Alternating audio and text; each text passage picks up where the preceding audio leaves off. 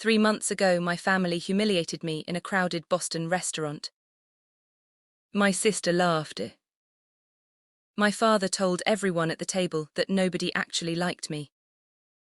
And my mother stayed silent. So I did something they never expected.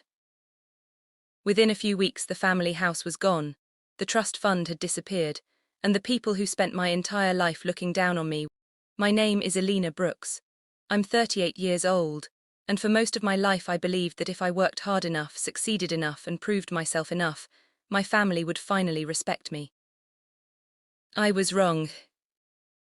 Growing up, my sister Claire had always been the favorite.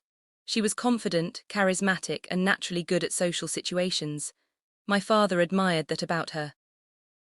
I was different. Quiet, observant, the girl who preferred computers to crowds. Whenever Claire achieved something, my father celebrated it loudly. When I achieved something, the reaction was usually silence. I still remember the day I won first place at my school's science fair, when I was 10 years old. I had spent weeks building a model rocket that actually launched during the presentation. I ran home with the ribbon in my hand, excited to show my parents. But that night during dinner, my father barely looked at it. Instead, he spent the entire evening talking about Claire's upcoming speech competition. That was the moment I realized something painful. In our house, my achievements simply didn't matter. As I got older, I escaped into programming. While other kids were hanging out with friends, I spent hours teaching myself how to code on old computers at school. Eventually, I started building small apps, simple tools that helped people organize their schedules or manage their tasks. By the time I finished college, one of those apps unexpectedly exploded online. Within months, a large tech company offered to buy it. The final deal was worth $8 million. I remember calling my parents that day. My voice was shaking with excitement. I thought maybe finally they would be proud. My father's reaction was simple. "That's nice," he said. Then he changed the subject to Claire's new marketing job. After that call, I stopped trying to impress them. Or at least I thought I had. But deep down, a part of me still hoped things might change. That's why I planned the dinner in Boston. I chose one of the most expensive restaurants in the city. Soft lighting, quiet music, a view of the harbor. I wanted the night to feel special. When dessert arrived, I placed 3 elegant envelopes on the table. Inside each envelope was a first-class ticket to Hawaii. A luxury vacation for all of us. Claire opened hers first. For a moment she just stared at the ticket. Then she laughed. Not a happy laugh. A mocking one. "Wow," she said loudly, "you're still trying to buy our love." She tossed the ticket onto the table like it was trash. My father leaned back in his chair, swirling his wine glass. "You think money changes anything," he said. Then he said something that made people at nearby tables turn toward us. "Nobody here actually likes you, Elena." I felt heat rush to my face.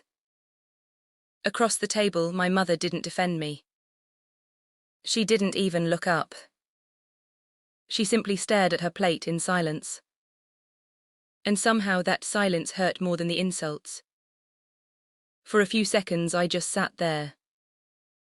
Years of memories rushed through my mind, every moment I had tried to earn their approval. Then something inside me broke. I stood up slowly. My chair scraped against the polished floor, and several diners looked over.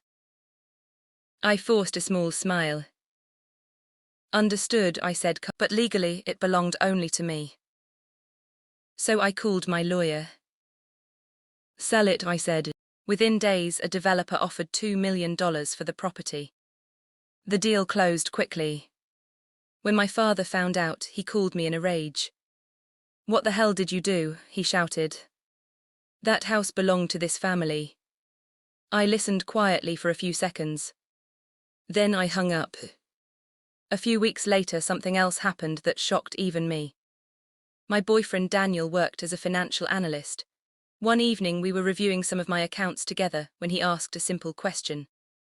When was the last time you checked the family trust? Years earlier I had created a trust fund for my parents and for Claire's children. Over time I had deposited several $1 million into it. Claire had been managing it. So Daniel began reviewing the financial records. What we discovered made my stomach drop. Over the past 2 years, Claire had secretly withdrawn more than $500,000. The money had been invested into a flashy startup idea she believed would make her famous. The project failed within months. The trust was almost empty. For a long time I just stared at the screen. I wasn't even angry. Just tired. The next morning I called my lawyer again. Within a week, the remaining money in the trust was legally transferred to a charity supporting foster children across Massachusetts. Every dollar. Claire found out days later. She called repeatedly, leaving furious messages and accusations. I didn't respond. Meanwhile, the financial details of her failed startup began attracting attention from auditors. Soon journalists started asking questions. An article appeared online describing how the project had been funded. Claire's name quickly became associated with financial mismanagement. Her marketing firm quietly distanced itself from her. Clients started leaving. The confident sister who once mocked me was suddenly struggling to save her reputation. My father tried one final move. He filed a lawsuit claiming I had illegally sold the Cape Cod house. The case lasted less than an hour in court. My grandfather's will clearly stated that I was the sole owner. The judge dismissed the case immediately. My father left the courtroom furious and thousands of dollars poorer. By the end of that year, everything had changed. My parents were struggling financially. Claire's career was collapsing. And for the first time in my life, I felt free. Therapy helped me understand something important. For decades, I had been chasing approval from people who were incapable of giving it. Once I accepted that truth, the anger slowly faded. One winter evening, Daniel took me to a small cafe in Boston's North End. After dinner, he placed a small ring box on the table. "You built an incredible life," he said softly, "but I'd like to be part of it too." I said yes before he even finished the sentence. A year later, we were married in a small church, surrounded by friends and colleagues who had become my real family. My parents and my sister weren't there. And for once, their absence didn't hurt. Today, my energy goes into something new. I created the Arthur Brooks Foundation in honor of my grandfather, the only person in my family who truly believed in me. The foundation helps young women learn programming and launch tech startups of their own. At our first event, I watched a 20-year-old student present her first app idea to a room full of investors. Her voice shook with excitement. And as I listened to her speak, I realized something my family never taught me. Self-respect doesn't come from winning someone else's approval. It comes from choosing your own path and having the courage to walk it without looking back.